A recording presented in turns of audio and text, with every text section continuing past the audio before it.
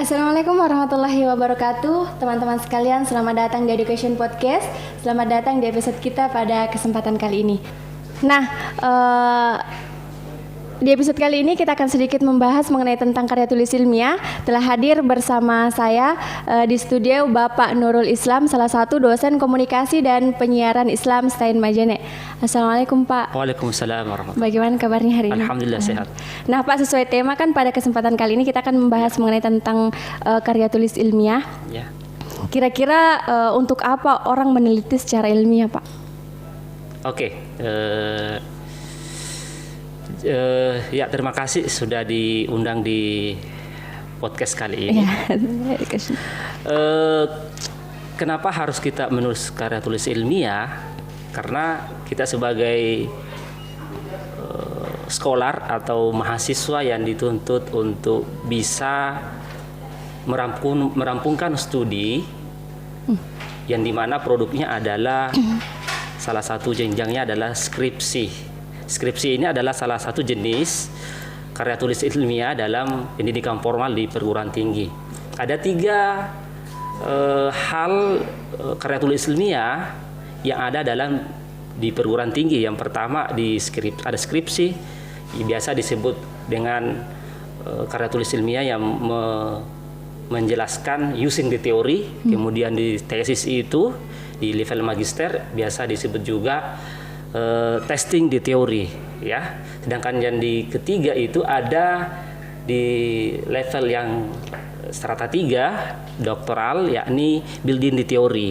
Nah, sehingga tiga hal ini penting untuk diketahui dalam karya tulis ilmiah ini. Apa itu kira-kira teori Pak? Teori itu sebetulnya gagasan konsep yang sudah ditemukan oleh orang dan kemudian bisa dikembangkan di kemudian hari. Ya, dalam teori ini kan sesungguhnya ada komposisi-komposisi di teori ini. Misalnya ada konsep-konsep kecil yang menjadi bangunan dalam teori. Bangunan konsep-konsep ini ada partikel-partikelnya lagi.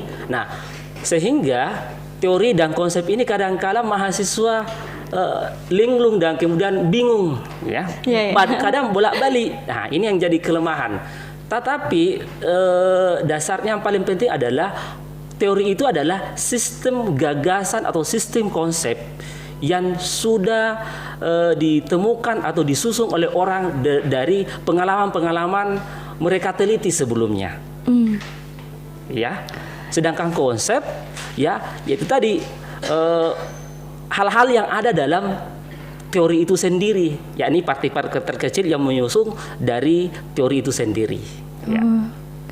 Nah Pak, kan ketika kita membahas mengenai tentang karya tulis ilmiah, tentunya sebelum menyusun karya tulis ilmiah kita berangkat dari masalah. Nah kira-kira apa itu sebenarnya masalah penelitian Pak? Masalah penelitian ilmiah itu sederhana sebetulnya. Yang harus kita ketahui adalah bagaimana sih menemukan masalah penelitian. Nah, itu yang paling penting ya.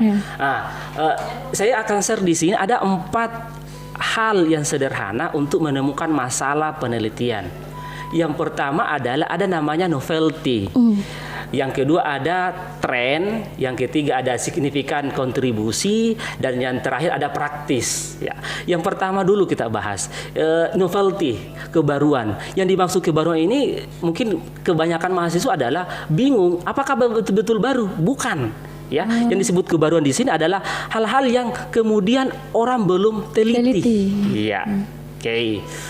Yang kedua, trennya. Tren dalam penelitian ini adalah dari topik yang kita bahas, sejauh mana orang diskusikan, sejauh mana orang teliti di objek atau skop penelitian tersebut. Jadi dilihat trennya.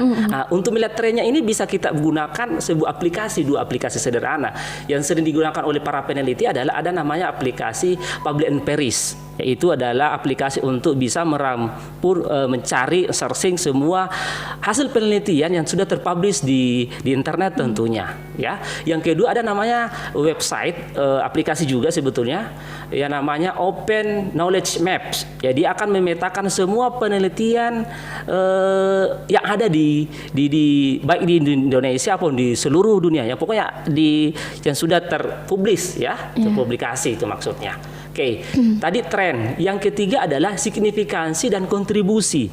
Apa yang dimaksud dengan signifikansi? Signifikansi yang di sini adalah kita akan melihat ada tidak celah, ya, celah penelitian objek penelitian kita dengan penelitian-penelitian yang terdahulu misalnya.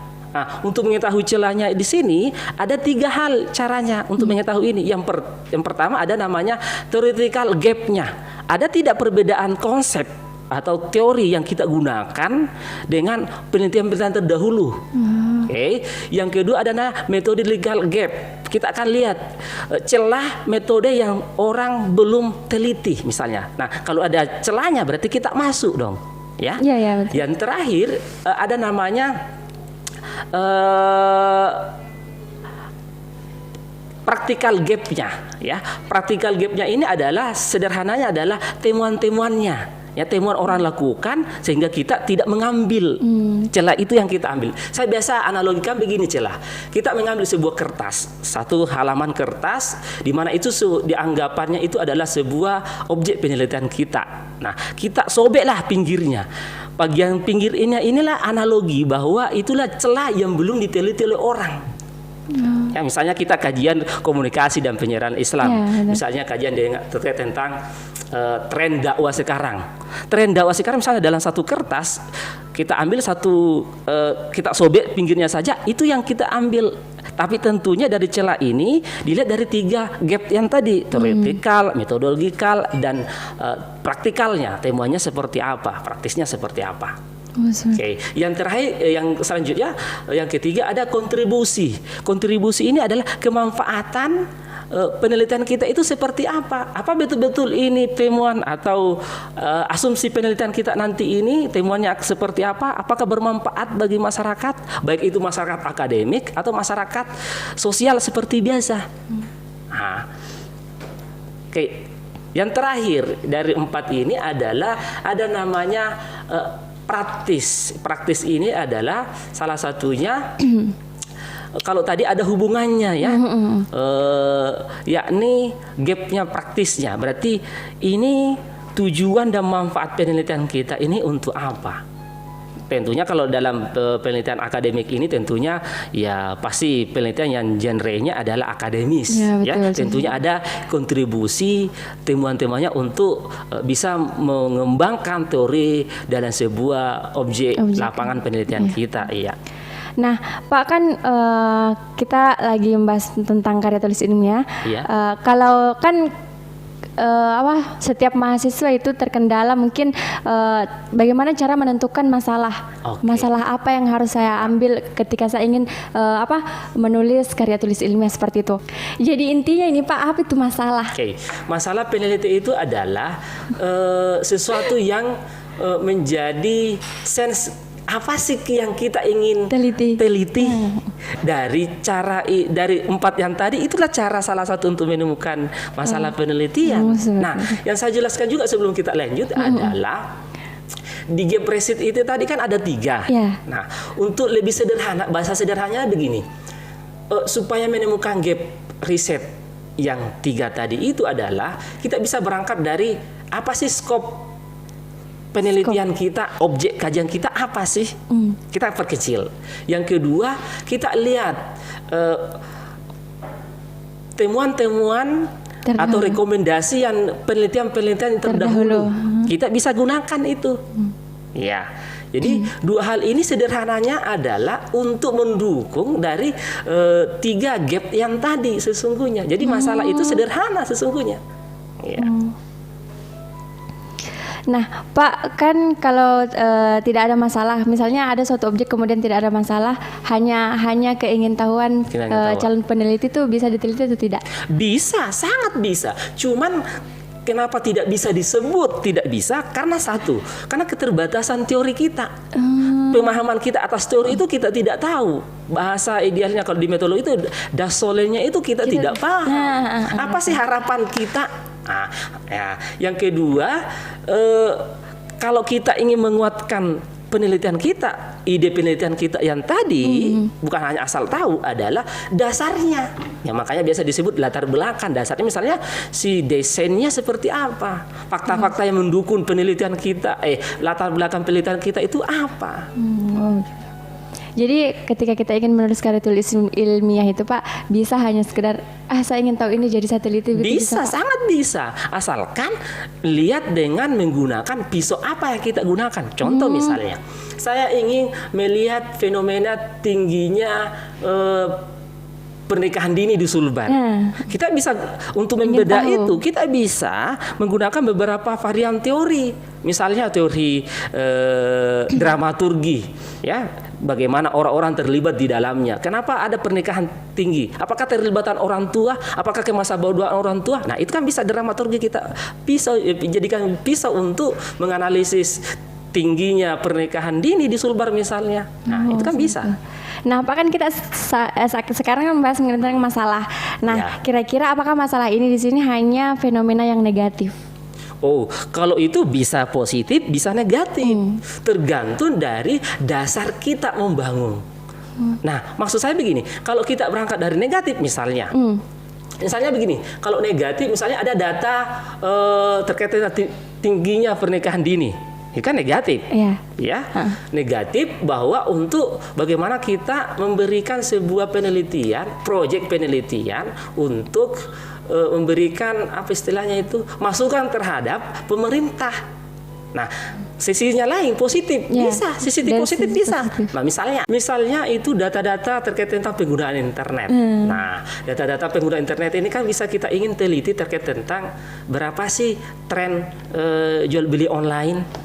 Misalnya kita lihat laki-laki perempuan, nah bisa. Jadi kita kombinasikan. Yang jadi titik utamanya itu adalah bagaimana kita memecingkan atau membenturkan antara dasolen dan dasain, antara konsep yang kita bangun, teori yang kita bangun dengan fakta-fakta yang kita usung. Itu sesungguhnya. Jadi bisa saja tergantung bagaimana kita bangunan asumsi penelitian kita. Nah, selanjutnya Pak, apakah masalah harus dibuktikan dengan data-data berupa angka atau bisa berupa gambar atau narasi calon peneliti? Gini, ini kan masalah penelitian mesti harus didukung dengan hal-hal yang faktual. Nah, persoalannya apakah hanya persoalan data statistik saja? Tidak mesti. Ya, bisa data dengan data-data temuan misalnya berdasarkan penelitian terdahulu yang ada dalam temuan penelitian. Seperti jurnal-jurnal yang bisa. Sudah terkenal. Yang menjadi masalah adalah begini. Ketika seorang peneliti dia hanya subjektif memasukkan latar belakangnya. Dalam hal ini dia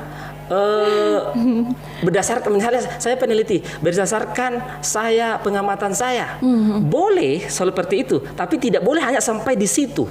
Dia harus didukung dengan data desainnya yang terdokumentasi. Jadi intinya terdokumentasi di sini. Tapi tidak boleh juga begini, berdasarkan hasil wawancara, tidak boleh. Itu Anda sudah hasil penelitian sudah. Berarti di latar belakang itu Pak ditaruh harus ada data-data terdahulu atau jurnal-jurnal yang sudah diteliti kemudian. Sebaiknya seperti itu sesungguhnya. Nah, Pak, pertanyaan selanjutnya kan tadi sempat membahas mengenai tentang skripsi, tentang tesis. Nah, kira-kira apa perbedaan dari dua hal ini, Pak? Tadi saya sudah mengulas bahwa di 3 pendidikan formal ini kan berbeda-beda cara mengulas karya tulis ilmiahnya. Ada kalau S1 itu using the theory, skripsi. Using the theory yang maksud dari sini adalah si peneliti dalam hal ini si sarjana S1 dia harus bisa menjelaskan teori ini dan menganalisis teori ini seperti apa. Yang hal paling penting adalah implikasi metodologis dari teori itu seperti apa. Misalnya teori teori interaksi simbolik. Interaksi simbolik ini ada 2, ya. Bisa implikasinya kuantitatif, bisa implikasinya kualitatif. Ya, jadi kita pilih yang mana? Ya. Nah, yang kedua testing di teori. Testing teori ini kebanyakan bagaimana menguji teori. Jadi bukan hanya menggunakan teori saja. Kita ingin menguji teori pada keadaan atau fakta yang berbeda dari sebelumnya. Jadi kita akan gunakan seperti apa? Kita akan uji seperti apa. Nah, di level S3 building the theory. Jadi di sini kita bukan hanya using the theory, building the theory, tapi kita ingin menemukan konsep. Bukan betul-betul baru ya, tetapi kita menemukan, mendukung atau mengkritik atas teori yang sudah ada sebelumnya. Nah, itu. Nah, kemudian Pak, bagaimana? Kita kembali ke pembahasan awal, bagaimana calon peneliti ini bisa menemukan masalah? Sederhananya begini, kita berangkat dari skop. Kita itu objek prodi kita itu apa sih? Itu sederhana. Dan saya rasa konteksnya banyak sekali di luar sana. Misalnya saya, misalnya Wiji ya, Wiji sukanya terkait tentang fenomena dakwah.